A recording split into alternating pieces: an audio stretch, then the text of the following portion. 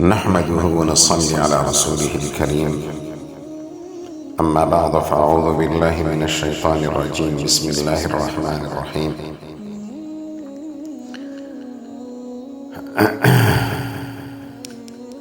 إن الصلاة كانت على المؤمنين كتابا موقوتا.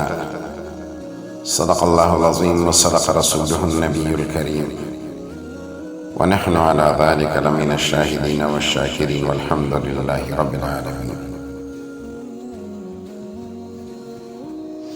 محترم دوستو،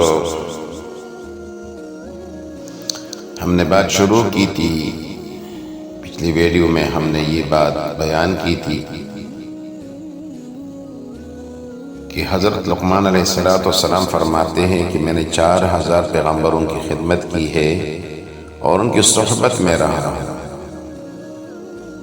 اور ان کی صحبت میں رہنے کی وجہ سے جو تعلیمات میں نے حاصل کیے ہیں اور فیضیاب ہوا ہوں،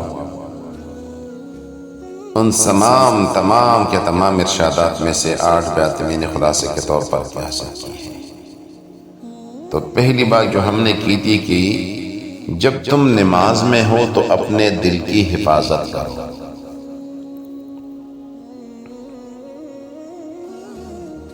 جب تم نماز میں ہو تو اپنے دل کی حفاظت کرو۔ بات ذرا غور سے سنیے گا، نماز ہمارے دین کی اہم ترین عبادت ہے، دین کا اہم ترین عبادت نماز۔ اور نماز کا ایک ظاہر ہوتا ہے، ایک باطن ہوتا ہے، جس طرح کہ انسان کا ایک ظاہر ہوتا ہے، ایک باطن ہوتا ہے۔ تو ظاہر کو بھی درست کرنا ہے اور باطن کو بھی درست کرنا ہے، لیکن جب تک ظاہر درست نہیں ہوگا تو باطن درست نہیں ہوگا، دونوں کو درست کرنا پڑے گا، تو پھر اس کے بعد ہماری نماز مکمل ہوگی۔ تو نماز کے اندر جو خوبصورتی آئے گی، جو رونق آئے گی، جو سجاوٹ آئے گی، تو وہ اس کے ظاہر اور باطن کو درست کرنے کی وجہ سے آئے گی۔ دیکھو، میں آپ لوگوں کو بتاتا ہوں کہ نماز میں اللہ رب العزت نے تمام عبادتوں کی شانوں کو جمع فرما دیا ہے۔ مولانا اشرف علی تھانوی رحمۃ اللہ علیہ فرماتے ہیں نا کہ نماز میں روزے کی شان بھی موجود ہے۔ جس طرح روزے کی ایک شان ہوتی ہے کہ روزہ رکھنے کے بعد انسان کیا کرتا ہے، کھانا پینا، جنسی تقاضے، یہ اس پر حرام ہو جاتے ہیں۔ اسی طرح جب یہ نماز میں ہوتا ہے، نماز پڑھ رہا ہوتا ہے، تو وہ کیا کرتا ہے؟ جنسی تقاضے پورے کرتا ہی نہیں۔ بھائی نماز میں یہ نہیں کر سکتا، یہ جنسی تقاضے پورے کرنا اور نماز نیت باندھتے ہی کھانا پینا کرنا، یہ کیا حرام ہو جاتا ہے۔ اس طرح ہم کہتے ہیں نا تکبیر تحریمہ، تم نے اللہ اکبر کہہ دیا تو تمہاری باہر جو چیزیں سب تم پر حرام ہو گئی ہے، اب تم اللہ کی عبادت کرو۔ اس طرح زکوٰۃ کی شان بھی اس میں اللہ رب العزت نے رکھ دی ہے کہ زکوٰۃ کی شان کیا ہے کہ اس میں اللہ تعالیٰ کے راستے میں مال کو خرچ کرنا ہوتا ہے، کیونکہ اللہ رب العزت نے ایک مخصوص مقدار زکوٰۃ کے طور پر غریبوں پر خرچ کرنا فرض قرار دیا ہے۔ وہ کس طرح؟ نماز کے اندر ستر پوشی فرض ہے، اپنے ستر عورت کو چھپانا، یہ کیا فرض ہے؟ مرد کے لیے ناف سے گھٹنے تک بدن کا حصہ چھپانا نماز میں شرط ہے، اور عورت کے لیے چہرہ، دونوں ہتھیلیوں اور دونوں پیر کے علاوہ باقی پورا جسم چھپانا نماز میں کیا ہے؟ شرط۔ اور شرط ستر پوشی کے لیے، ستر عورت کے لیے پیسے خرچ کرنا ضرورت ہے، پیسے خرچ کے بغیر کپڑا نہیں ملے گا، لہٰذا نماز کے اندر زکوٰۃ کی شان بھی کیا ہے؟ موجود ہے۔ نماز کے اندر حج کی شان بھی موجود ہے۔ اس طرح حج کی شان یہ کہ اس میں بیت اللہ کی تعظیم و تکریم اور اس کا احترام ہے۔ بیت اللہ کو لوگ جاتے ہیں نا تو اس کی عزت کرتے ہیں، اس کا احترام کرتے ہیں، اس کی تکریم کرتے ہیں۔ اس میں بیت اللہ کی زیارت ہوتی ہے، طواف ہوتا ہے، لبیک کی صدائے ہوتی ہے۔ تو نمازی کا منہ کس طرف ہوتا ہے؟ وہ بیت اللہ کی طرف منہ کرنا کیا ہے؟ وہ شرط ہے۔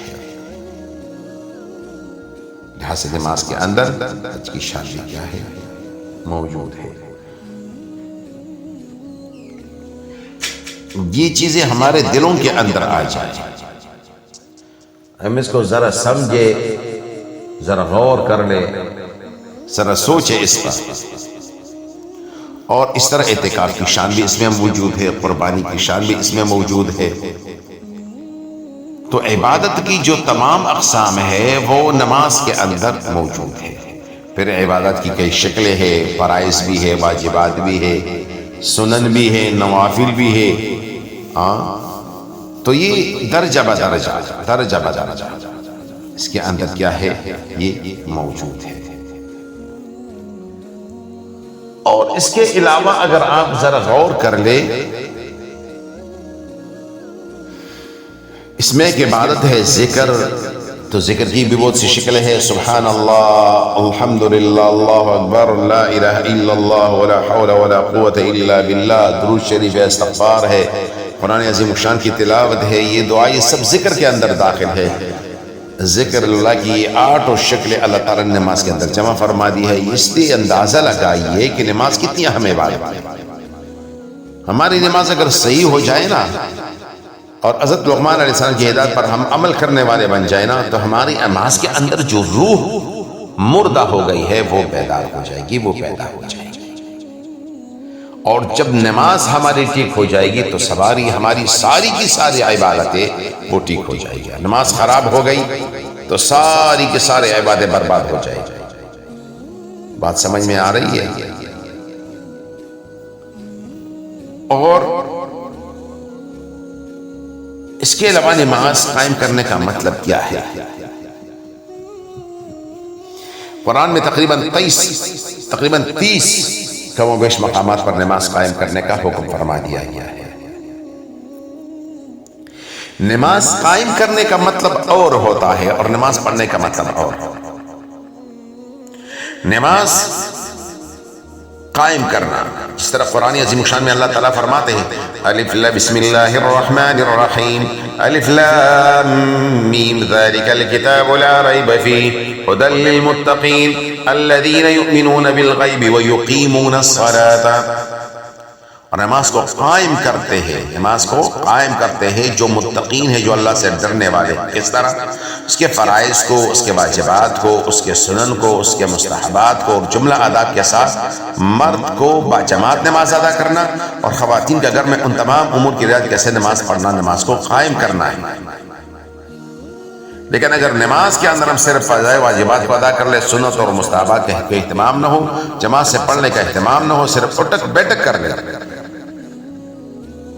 اس طرح کوئی چڑیا ہوتا ہے نا، وہ ٹونگے مارتا ہے نا، اور اپنی چونچ مارتا ہے. ہاں، اس طرح ہمارے پشتوں میں ہوتا ہے نا کہ بھائی ٹنگی وحل ٹنگی مو وحل کار غوندی.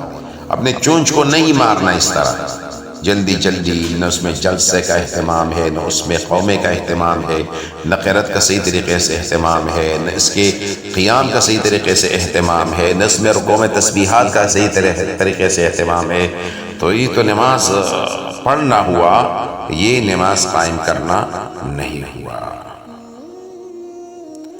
فاروق اعظم حضرت عمر فاروق رضی اللہ تعالیٰ عنہ نے ایک خط لکھا گورنر کے نام، فرمان جاری کا. مشکات شریف کے اندر وہ حدیث، وہ فرمان کیا ہے، وہ موجود ہے کہ تمہارے کاموں میں میرے نزدیک سب سے اہم چیز نماز کی حفاظت ہے. جس شخص نے نماز کی حفاظت کی تو اس کے بارے میں مجھے اطمینان ہے کہ باقی امور بھی وہ ٹھیک انجام دے گا. اور اگر اس نے نماز کو ضائع کر دیا اور اس کی حفاظت نہیں کی تو نماز کے علاوہ دوسرے کاموں کو وہ ضائع کرنے والا ہوگا. اللہ کریم عمل کرنے کی توفیق عطا فرمائے. تو تمام دوست احباب سے ایک التجا ہے، درخواست کرتا ہوں کہ اپنی نمازوں کی طرف توجہ دے، نماز صحیح طریقے سے پڑھ لیا کریں، اس کی سنن اور مستحبات کو صحیح طریقے سے ادا کر لیا کریں. نماز کے فرائض، واجبات، سنن، مستحبات، اس پر کتابیں موجود ہے. ایک کتاب ہے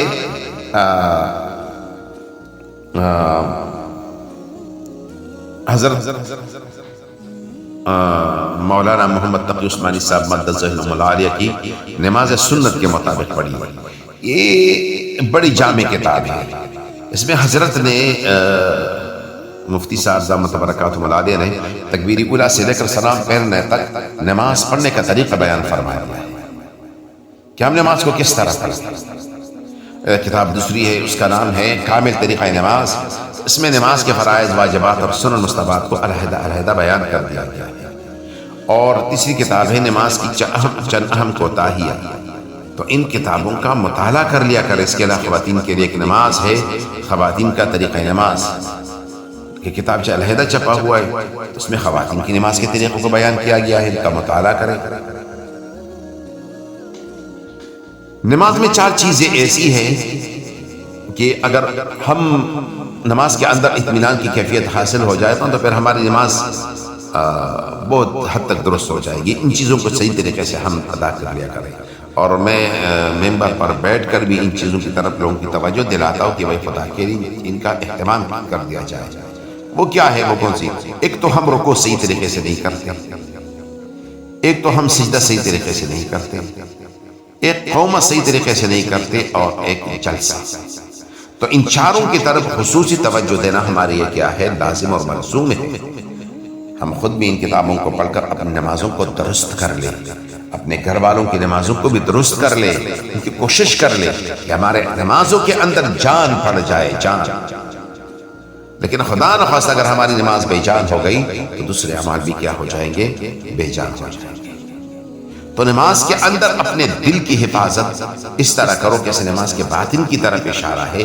حقیقت نماز کی جس طرح ہماری نمازوں کی ظاہری حالت خراب ہے، اس طرح ہماری نمازوں کی اندرونی اور باطنی حالت بھی کیا ہے؟ خراب ہے.